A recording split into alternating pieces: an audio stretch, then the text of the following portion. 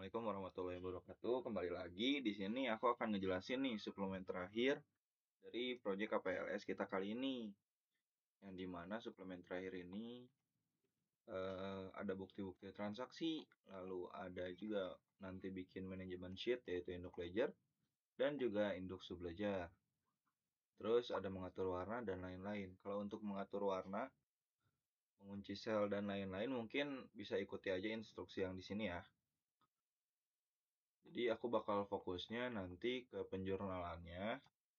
Terus yang kedua tuh tentang manajemen sheet ini, yang induk ledger dan induk subledger. Cuma untuk induk ledger dan induk subledger simple ya. Jadi nanti kalian tuh tinggal copy paste kayak gini. Nah nanti tinggal buat deh buku, wait, buku besar. Nah lalu nanti di bawahnya tinggal tulis kode, misalnya kodenya kan 1101. Lalu rapi-rapihin lah 02. Nah nanti sama kayak hyperlink sebelumnya, tinggal klik kanan di selnya, terus link. Nah, nanti ke bookmark, tinggal cari tuh 1101 di sini.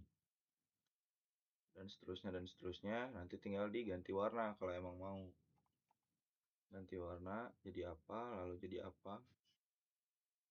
Kayak gitulah simpelnya mah. Tinggal kalian edit-edit tuh gimana keinginan kalian. Nah, nanti kalau dipencet kan langsung ke sini tuh. Oke, jadi untuk induk ledger dan subledger seperti itu aja.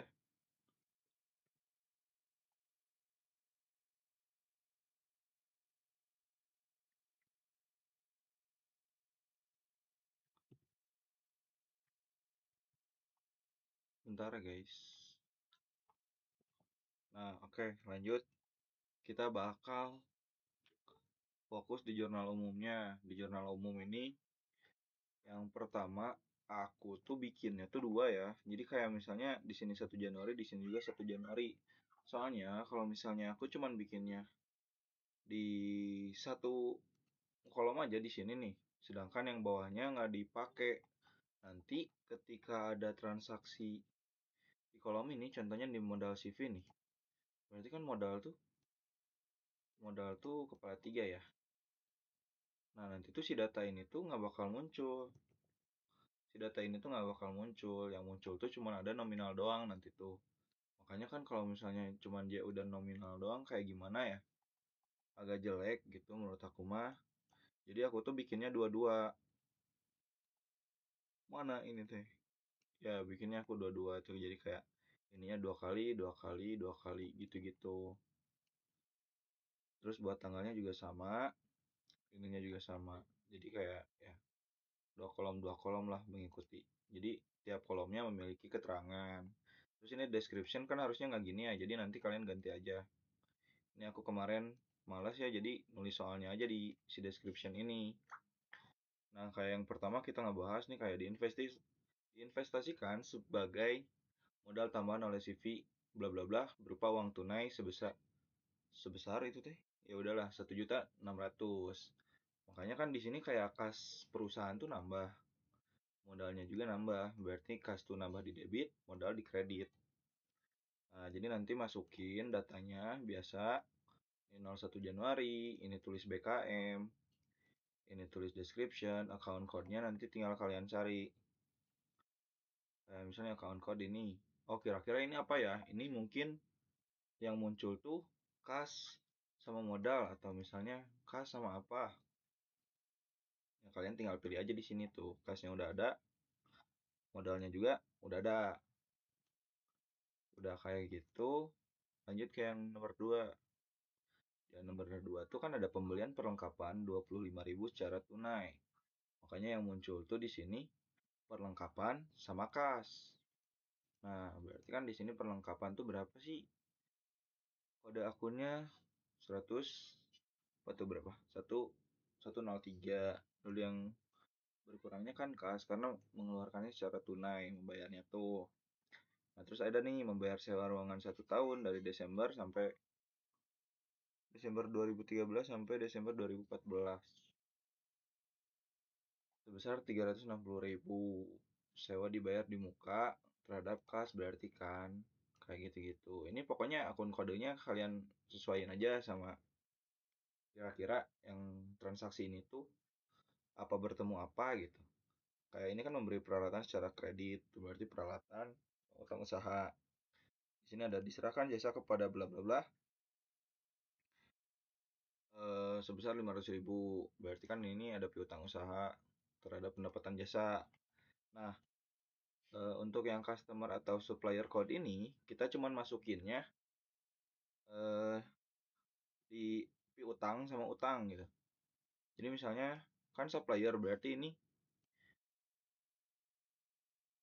ya berarti kan ini utang ya, utang usaha. Nah, makanya masukinnya S01 di sini.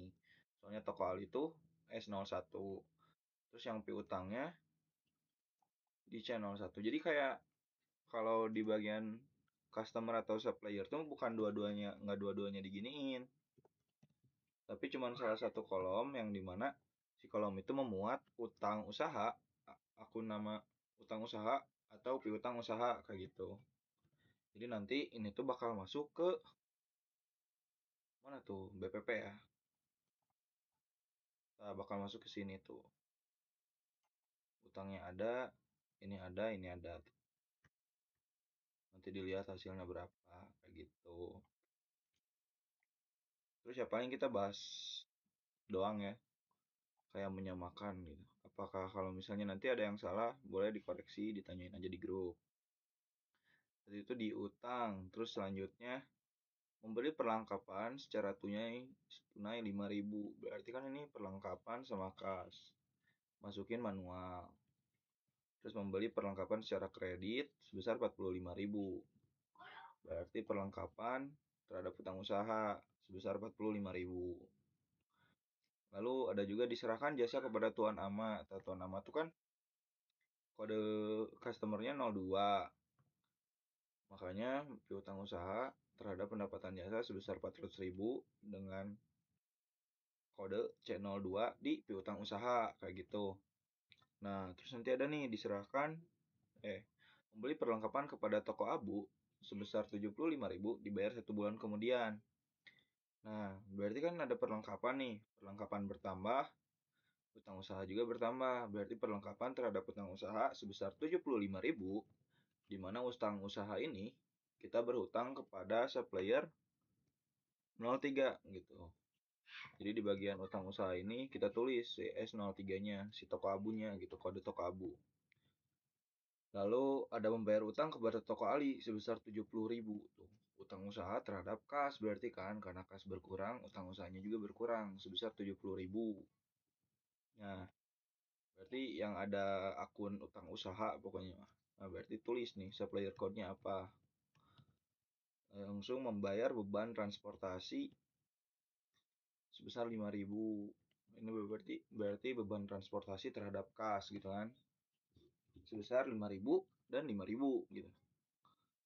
Lalu ada membayar beban komisi juga sama, beban komisi terhadap kas sebesar 4.500. Lalu diserahkan jasa kepada tuan ama sebesar 500.000 untuk 1 bulan kemudian. Berarti kan ini piutang usaha ya, terhadap pendapatan jasa lagi. Nah, ada akun piutang usaha, maka harus ada kode customer gitu. Lihat kode customernya dari si ini daftar pelanggan. Tuh ada kan? Ya, itu toko abu tadi S03, toko ali S01, emak dan lain-lain ada. Tuh, toko ali 50.000. Ini juga utang usaha nih, berarti harus ada customer code atau supplier code. Nanti kamu identifikasi aja lah sendiri. Pengambilan pribadi oleh CV berupa uang tunai 100.000. Maka kan price terhadap cash ya. Terus ada juga pembelian peralatan di toko Ali secara kredit. Peralatan terhadap utang usaha. Tuh tadi toko Ali tuh S01. Simpannya di utang usaha tuh. Oke. Terus diserahkan jasa kepada langganan dan diterima kredit sebesar 250.000. Nah, berarti ini piutang usaha dan pendapatan jasa. Nah, ini nggak ada kode customer atau supplier karena di keterangan sininya tuh nggak ada gitu mengenai siapa yang membeli, siapa siapa yang menyewa jasanya gitu nggak ada. Makanya ya udah kita kosongin aja yang ini. Tapi tetap masuk piutang usaha. Lalu ada pembayaran gaji pegawai. Ini beban gaji terhadap kas, lalu dikembalikan sebagian peralatan yang dibeli oleh toko Ali tanggal 17 secara kredit. Berarti kan toko Ali tanggal 17, mana tuh 17? Ini ya. Berarti kan utang usahanya berkurang, peralatan juga berkurang gitu, sebesar 50.000. Lalu ada diterima pelunasan dari Tuan Ama sebesar 500.000. Berarti kas bertambah, piutang usaha berkurang. Nah, di piutang usaha ini kan ada nih, Tuan Ama tuh kodenya C02. Makanya tulis di sini C02. Dan banyak. Terus ada pembayaran utang kepada toko ASI 20.000, 20.000. Utang terhadap kas biasa kasih kode. Terus diserahkan jasa kepada Tuan Asa 350.000. 350.000. Nah, ini ada utang usaha lagi, Tuan Asa C01 katanya. Sudah pemakaian perlengkapan pribadi, berarti prive terhadap perlengkapan. Pemakaian pribadi perlengkapan oleh CV. Itu, makanya prive terhadap perlengkapan lagi di sini. Lalu ada juga diserahkan jasa kepada Tuan Ama sebesar 100.000. Piutang usaha terhadap pendapatan jasa. Nah, jangan lupa di piutang usahanya simpan lagi customer code. Terus diserahkan jasa udah pembelian perlengkapan 50.000 secara tunai. Itu berarti perlengkapan terhadap cash gitu. Diterima pelunasan dari Tuan Asa sebesar 350.000. Kas terhadap piutang usaha gitu. Nah, ini harusnya masuk nih. Oh, ada. Ada ya kode customernya. Diterima pelunasan dari Tuan Ama sebesar 100.000. Utang usaha, kode customernya ada. Terus ini tinggal 2 lagi transaksinya. Diserahkan jasa kepada Tuan Hikam sebesar 200.000, pelunasan 1 bulan kemudian. Berarti ada piutang usaha dan pendapatan jasa, di mana yang berutang itu memiliki kode C03. Lalu yang terakhir ada C05 sebesar 200.000. Nah, jadi nanti dengan kalian masukin kayak gini aja, si data-data ini tuh udah kesortir langsung ke ledger-ledger kalian gitu. Tuh, jadi nanti udah masuk ke sortir kayak gini ke bawah. Udah ke bawah gitu. Nah, jadi nanti kalian udah nggak usah ngatur lagi kalau misalnya formulanya udah bener mah gitu. Oke, jadi kalau untuk apa namanya? Untuk jurnal umum seperti itu. Lalu kita bakal ke jurnal penyesuaian ya. Di jurnal penyesuaian ini ada 6. Yaitu 6 5 ya. 1 2 3 4 5 ya. Yang pertama, berdasarkan perhitungan fisik, sisa perlengkapan yang masih ada tuh 2 juta rupiah. Nah, makanya untuk nyarinya kan sisa perlengkapan tuh 2 juta. Asalnya di neraca saldo sebelum penyesuaian, si perlengkapan tuh 2.180.000. Makanya di penyesuaian ini 180.000 kan, yaitu 2.180.000 dikurangi dengan perlengkapan sisa yaitu 2 juta. Makanya beban perlengkapannya itu 180.000. Perlengkapannya juga berkurang 180.000 kayak gitu. Yang kedua ada sewa ruangan yang telah dijalani selama 1 bulan. Nah, tadi itu kan eh, menyewa ruangan selama 1 tahun dengan harga 360.000, ya kan? Nah, baru kepake 1 bulan. Berarti 1/12 dikali 360.000.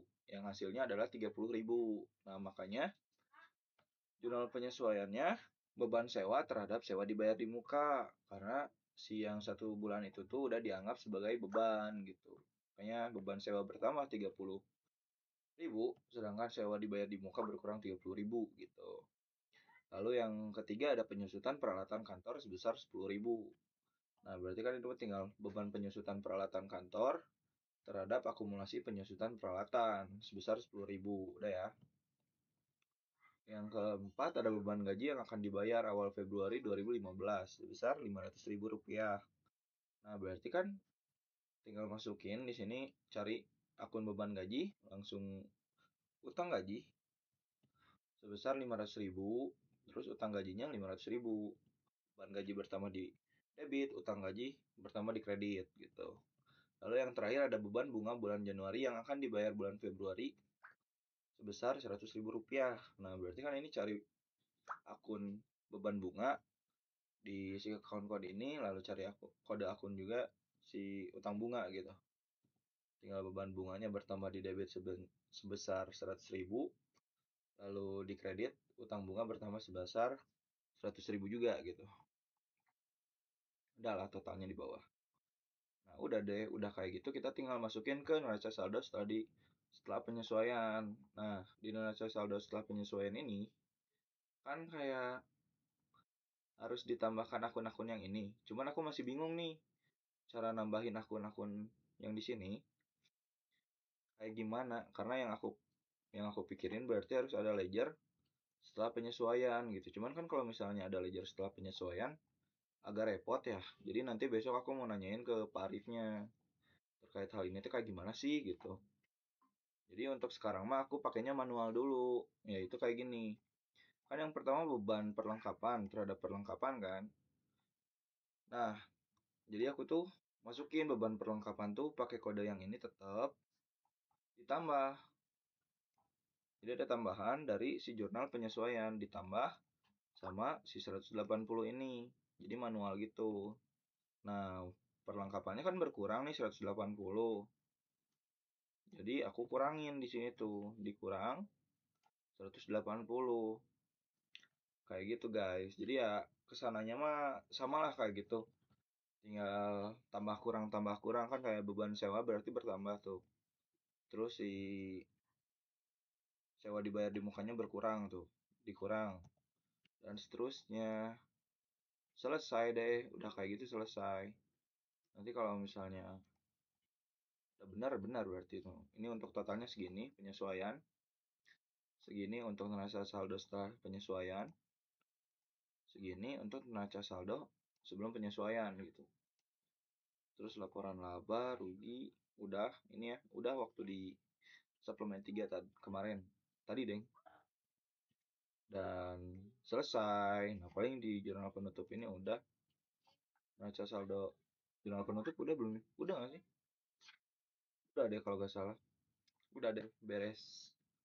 Terima kasih teman-teman. Kalau ada yang mau ditanyakan boleh aja ya langsung chat aku atau di grup aja tanyainnya biar teman-teman yang mungkin kebingungan juga bisa langsung ngerti gitu waktu di grup. Kita gunakan aja lah grup buat apapun itu gitu. Ya udah, wabillahi taufik walhidayah. Wassalamualaikum warahmatullahi wabarakatuh. Semangat ya ngerjainnya.